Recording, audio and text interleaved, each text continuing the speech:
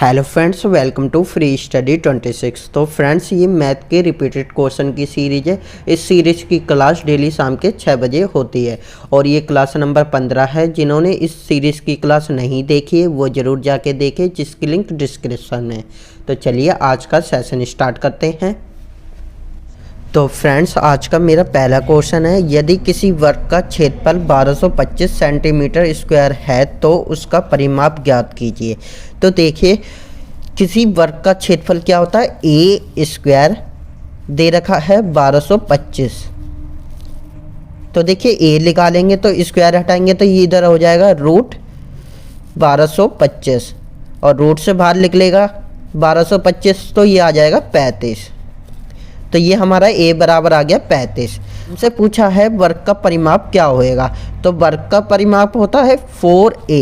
तो देखिए 35 इंटू 4 करेंगे तो 35 इंटू 4 करेंगे तो ये आ जाएगा 140 सेंटीमीटर। तो इस क्वेश्चन का आंसर आ जाएगा 140 सेंटीमीटर, ऑप्शन नंबर 3। चलिए अगले क्वेश्चन की तरफ चलते हैं। अगला क्वेश्चन है 3/10 और 2/5 का लघुत्तम समावर्तक एलसीएम ज्ञात कीजिए। लघुत्तम समावर्तक का मतलब होता है एलसीएम। तो देखिए एलसीएम कैसे निकालेंगे अनुपात का। तो देखिए एलसीएम ऊपर वाले का एलसीएम निकालेंगे, क्योंकि एलसीएम बोला है। यदि एचसीएफ बोला होता तो ऊपर वाले का एचसीएफ, लेकिन यहाँ पे बोला है एलसीएम, तो इसलिए ऊपर वाले का एलसीएम निकालेंगे और नीचे वाले का एचसीएफ निकालेंगे। तो देखिए 3/10 दे रखा है और 2/5 दे रखा है। 3 और 2 का एलसीएम निकालेंगे हम। तो 3 और 2 का एलसीएम क्या होएगा, 6, क्योंकि एलसीएम होता है सबसे बड़ी संख्या जो सभी संख्या को काट दे। तो इसमें 3 और 2 का सबसे बड़ी संख्या कौन सी होगी, 6, जो दोनों संख्या को काटेगी। तो एलसीएम हमारा क्या निकल के आया, 6। तो एचसीएफ क्या होएगा, 10 और 5 को वो छोटी सी छोटी संख्या जो दोनों संख्या को काट दे। तो देखिए 10 और 5 में सबसे छोटी संख्या क्या होगी जो दोनों संख्या को काट दे। तो देखिए 10 और 5 में सबसे छोटी संख्या होगी 5। तो इसका एचसीएफ निकल के आएगा 5।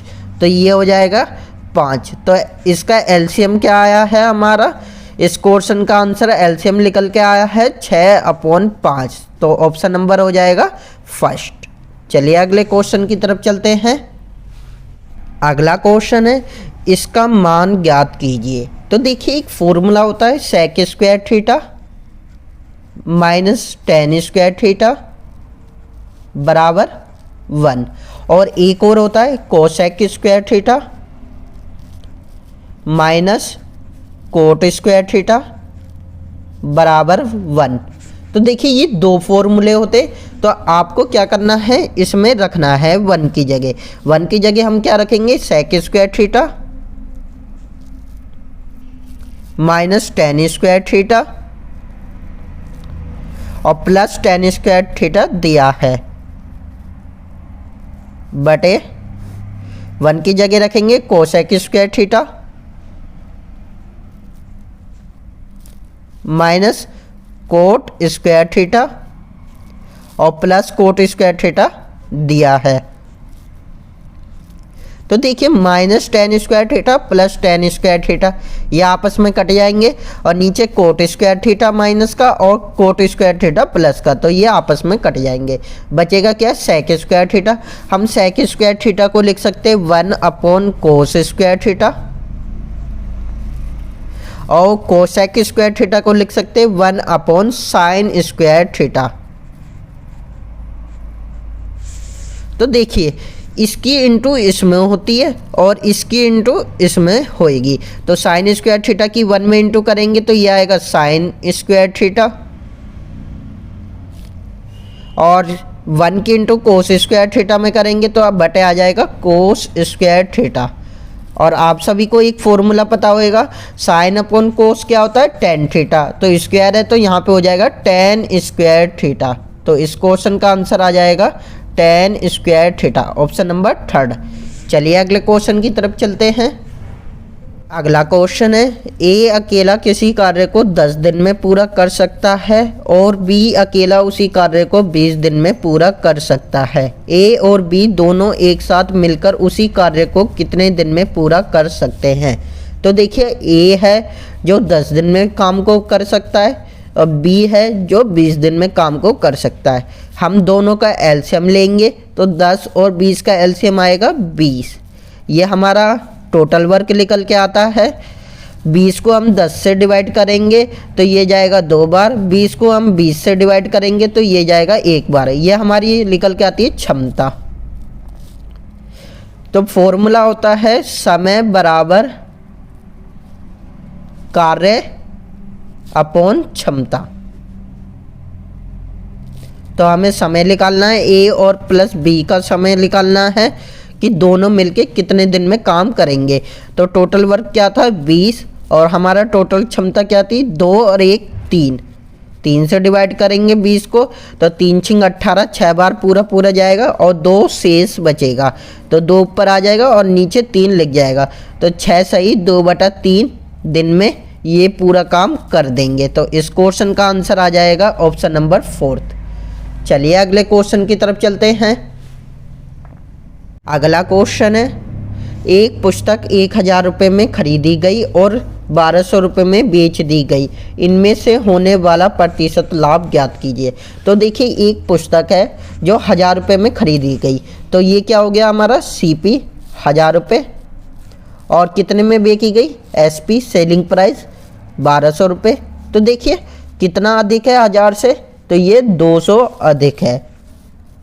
तो हमें प्रॉफिट निकालना है, तो प्रॉफिट निकालते हैं तो सीपी नीचे रखा जाता है, आप सभी को पता होगा या आप समझ भी रहे होंगे कि 1000 रुपये की चीज़ है और 1200 रुपये में बेच रहे हैं, तो कितने का प्रॉफिट हो रहा है 200 का। किस पर 1000 रुपये पे। प्रतिशत बोला है तो इंटू 100 करेंगे, 2 जीरो से 2 जीरो कट जाएगी और इधर 1 जीरो से 1 जीरो कट जाएगी, तो ये आ जाएगा 20% प्रॉफिट होएगा।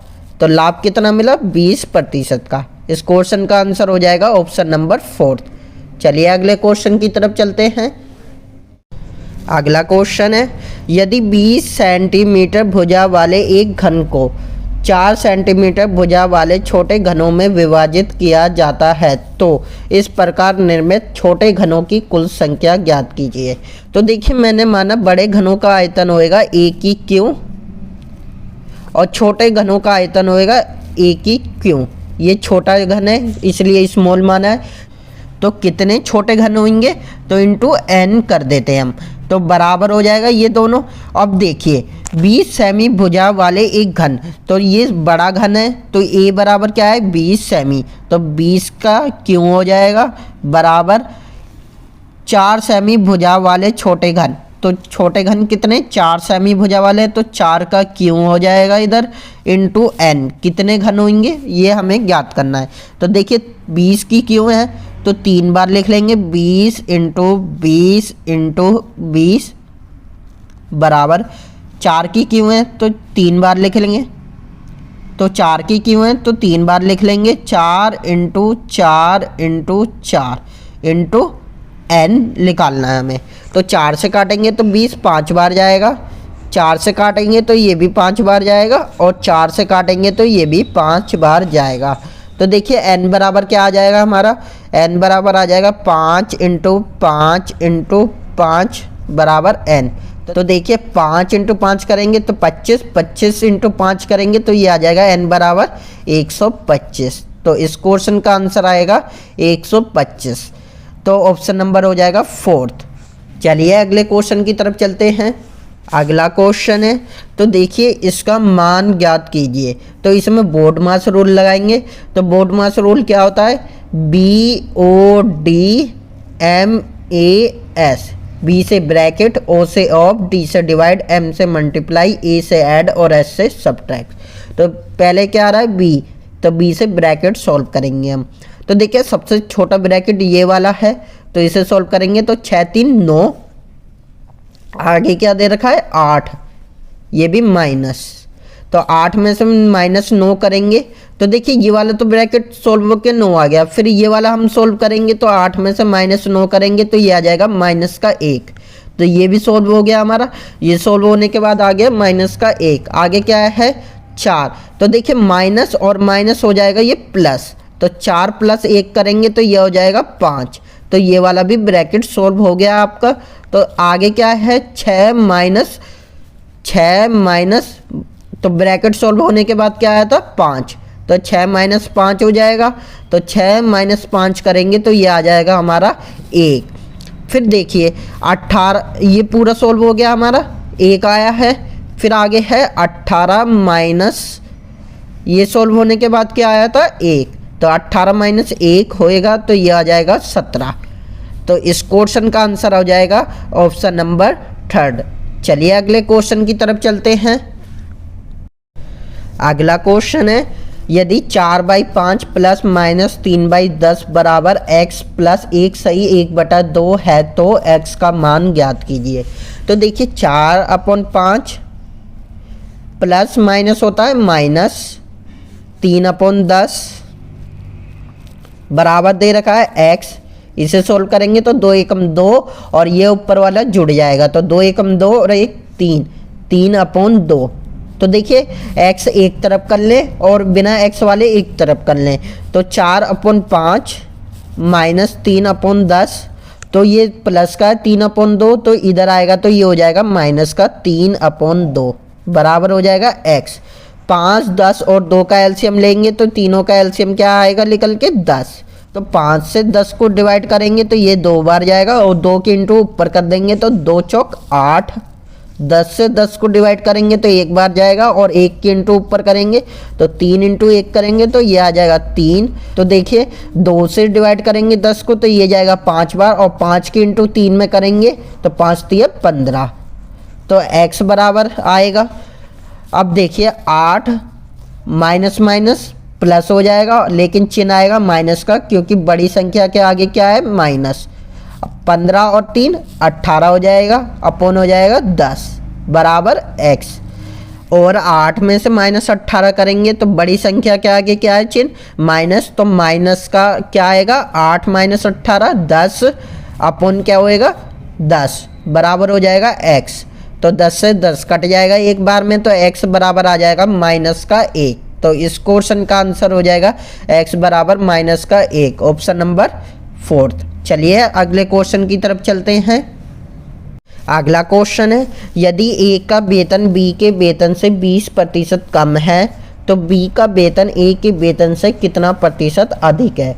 तो देखिए 20% की वैल्यू निकालेंगे हम, तो देखिए 20% हटाएंगे तो ये आ जाएगा अपॉन 100। तो देखिए A दे रखा है और B दे रखा है, B के वेतन से 20% कम है A का वेतन, तो B क्या होएगा हमारा B होएगा 100, ये हमारा B होएगा तो ये आ जाएगा 100। कितना कम है 20%, तो 100 में से हम 20 घटाएंगे तो ये आ जाएगा 80। इसने यही बोला है यदि A का वेतन B के वेतन से 20% कम है, तो A का वेतन B के वेतन से कितना कम है 20% कम है। तो देखिए आगे क्या पूछा है A के वेतन से कितना प्रतिशत अधिक है B का वेतन। तो देखिए A के वेतन से तो कितना अधिक है, तो 20 अधिक है। A के वेतन से पूछा है तो इसलिए हम नीचे 80 रखेंगे, A का वेतन रखेंगे नीचे इंटू 100, क्योंकि प्रतिशत बोला है तो इंटू 100 करेंगे। 0 से 0 कट जाएगा, 2 से काटेंगे तो ये जाएगा 4 बार और 4 से काटेंगे 100 को तो ये जाएगा 25 बार। तो इस क्वेश्चन का आंसर आ जाएगा 25%। तो इस क्वेश्चन का आंसर है ऑप्शन नंबर 2। चलिए अगले क्वेश्चन की तरफ चलते हैं। अगला क्वेश्चन है यदि a - b बराबर 5 a² + b² बराबर 41 है तो a b का मान ज्ञात कीजिए। तो देखिए एक फॉर्मूला होता है a - b का होल स्क्वायर का फॉर्मूला लगाएंगे हम इसमें। तो a - b का होल स्क्वायर का फॉर्मूला क्या होता है a का स्क्वायर प्लस b का स्क्वायर माइनस 2ab। तो देखिए a - b क्या दे रखा है 5, तो 5 का होल स्क्वायर हो जाएगा बराबर a² + b² दे रखा है 41 माइनस 2ab। तो देखिए 5 का स्क्वायर करेंगे तो ये हो जाएगा 25 बराबर होएगा 41 माइनस 2ab। तो 2ab माइनस का है तो इधर आएगा तो प्लस का हो जाएगा 2ab, और ये हो जाएगा 41, 25 इधर प्लस में है तो इधर जाएगा तो ये हो जाएगा माइनस का 25। तो 2ab बराबर हो जाएगा 41 माइनस 25 करेंगे तो ये आ जाएगा 16। तो 2ab बराबर आ गया हमारा 16। ab की वैल्यू निकालेंगे तो ab बराबर हो जाएगा 16/2, 2 से काटेंगे इसे तो ये जाएगा हमारा 8 बार, तो ये हो जाएगा ab बराबर हमारा 8। तो इस क्वेश्चन का आंसर आ जाएगा ऑप्शन नंबर 3। और ये मेरा आज का लास्ट क्वेश्चन था। यदि वीडियो अच्छा लगा तो वीडियो को लाइक जरूर कर दे, और जो चैनल पे नए हैं वो चैनल को सब्सक्राइब करके बेल आइकन जरूर दबा दे। तो चलिए अगली वीडियो में मिलते हैं। Bye bye, take care.